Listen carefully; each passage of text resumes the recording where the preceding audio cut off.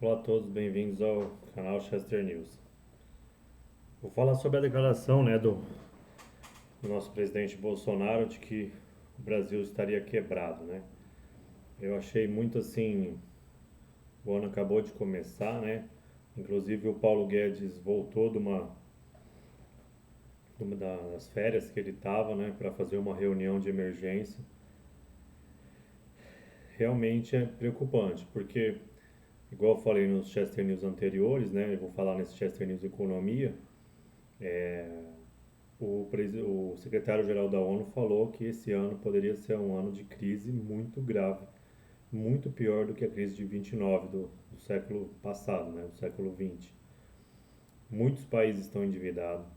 O Brasil, né, o governo anterior deixou quase próximo a 90%, 80 e poucos por cento a dívida em relação ao PIB. Então, assim, o governo Bolsonaro já pegou o Brasil com uma dívida muito alta para país emergente e está enfrentando ainda o segundo ano da maior pandemia da história recente mundial.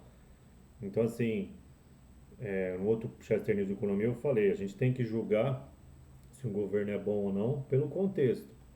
Qual o contexto? O contexto de crise grave, uma crise política grave que o Bolsonaro enfrentou, uma polarização extrema, semelhante ao que está ocorrendo nos Estados Unidos. Enfim, eu acho assim, o Bolsonaro não tem que, né, pensar um pouco mais, assim, não é que é questão de alguém ameaçar ele ou não, é que assim, o presidente, ele é meio líder também da economia. Ele tem informações privilegiadas e dependendo do que ele fala, o dólar pode disparar, né? Empresas, indústrias multinacionais podem ir embora do país. Então, assim, eu acho que ele devia de ter um pouco mais de cautela, porque o mundo já está numa pandemia. A gente está hiperconectado, né, na atualidade. O que o presidente fala aqui roda o mundo em 15 minutos, já tem notícias no mundo inteiro. Então, assim, é preocupante, realmente. O Brasil, o Bolsonaro já pegou o Brasil uma crise política grave, um endividamento muito grande, e agora a gente está enfrentando uma pandemia.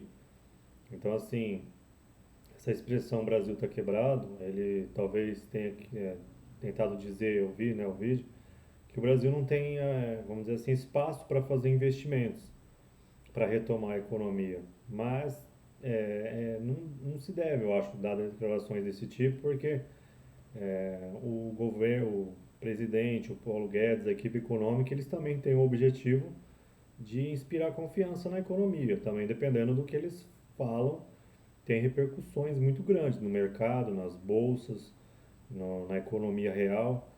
Então, assim, uma das minhas críticas que eu acho, eu não, assim, uma única coisa que eu não concordo na gestão do ministro da Economia, do Paulo Guedes, é a questão do câmbio.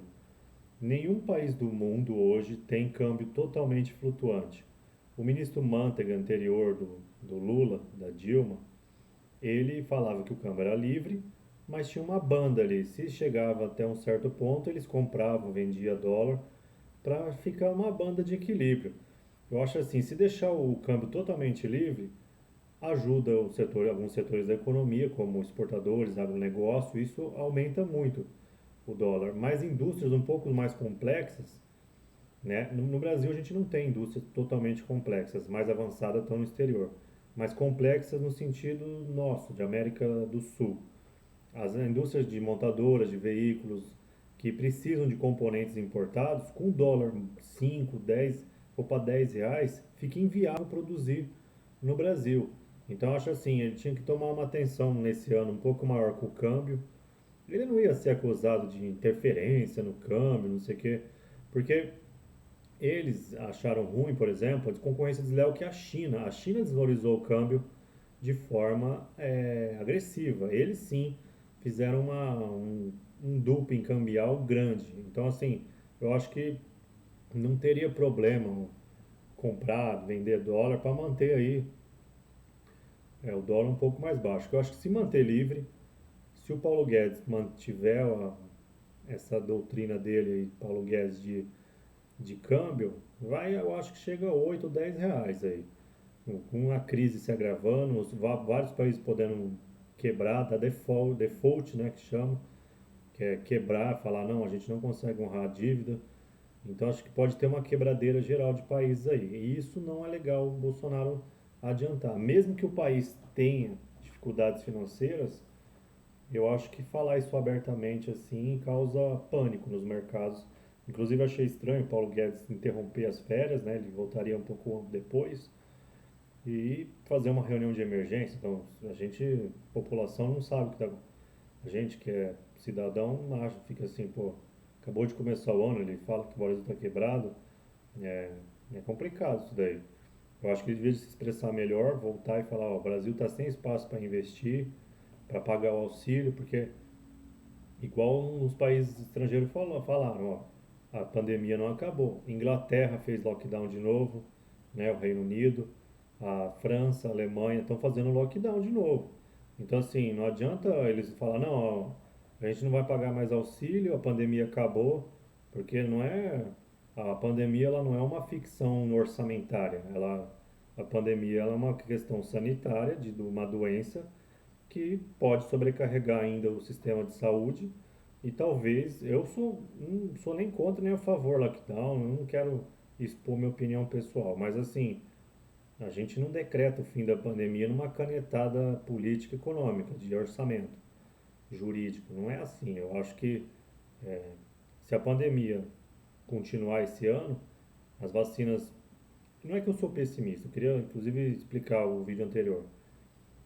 É que tudo que a gente vai fazer na vida tem a maior chance de dar errado. Você fala, vou abrir uma empresa, qual a maior chance? A maior probabilidade é você falir nos 3 primeiros anos.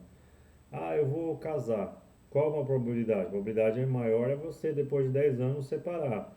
Tudo nesse mundo é muito difícil, no mundo material. Tudo aqui é pesado, é complicado. Então, a probabilidade maior de tudo é dar errado. As vacinas foram feitas num tempo muito rápido. A gente que gosta de ciência sabe que vacinas, quem acompanha a ciência, sabe que às vezes vacinas demoram 20 anos, 50 anos para achar a cura de uma doença.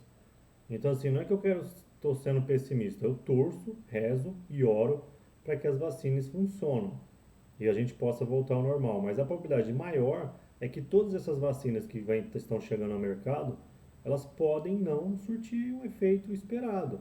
Então a gente vai ter que continuar usando máscara.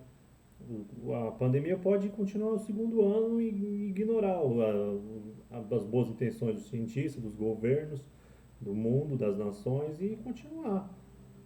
Às vezes, igual tem um ditado judaico que fala: o ser humano faz plano, o homem faz planos e Deus ri dos planos, porque a natureza dessa doença, a pandemia, vai ignorar todos os planejamentos dos governos, das pessoas, das famílias. Então, assim, eu acho que a gente tinha que ter mais, assim, vamos dizer assim, não sei, sinceramente, eu não falaria. Se eu fosse presidente, eu não falaria dessa forma logo no começo do ano. Eu acho assim, a transparência do governo ela é necessária no sentido de informar a população o que está acontecendo. Mas certas coisas, elas geram pânico também. O próprio Bolsonaro falou, não sou contra gerar pânico. Existe um pânico de saúde, né? Você fala, o Brasil não tem mais hospitais. As pessoas entram em pânico também da pandemia. Ou falar, o Brasil não tem mais dinheiro, vai quebrar. Isso daí pode virar uma profecia autorrealizável. Às vezes a gente conseguia passar se não falasse nada e falando assim pode até quebrar de verdade. Então assim, é complicado. Eu entendo o presidente, é difícil. Me coloco no lugar dos governantes, não é fácil. Deve ser extremamente difícil você ser prefeito, governador, presidente numa super pandemia dessa. Então assim, a gente está todo mundo, a sociedade, está todo mundo meio maluco. Dá para perceber, né, os vídeos, né, as pessoas estão preocupadas, os governantes falam coisas sem sentido. Então, assim, está todo mundo num caos. Tem que tomar decisões rápidas, nem sempre a gente tem o tempo necessário para tomar. Eu vi muito como no começo da pandemia, né, cloroquina, não sei o quê, mas a gente está numa emergência. Se o cara toma água de coco e passa a Covid, toma água de coco, acabou. Entendeu? Assim, é difícil isso, mas assim, a gente não tem tempo. A gente tem que entender que numa emergência, numa pandemia, não tem tempo para ciência, ter todos os protocolos de 5, 10, 20 anos. Inclusive eu queria que, né, a Anvisa, os órgãos eles não podem ser burocrata no sentido de, vamos ver quais agências. A gente está no meio de uma pandemia. Os países já estão se vacinando. O brasileiro já virou meme, já está revoltado na internet, vendo todos os países se vacinando e o Brasil por último. Entendeu? E isso pô, pega mal para o país, né? Inclusive, a retomada da economia está atrelada à rapidez da vacinação da população, né? Também não vou entrar no mérito se eu vou tomar a vacina ou não, mas o importante é que a questão da vacina está atrelada à retomada econômica. Não adianta fazer plano, fingir que a pandemia acabou no orçamento, falar que o Brasil não tem dinheiro, isso só vai atrapalhar, na minha opinião. E bem-vindos ao canal Chester News.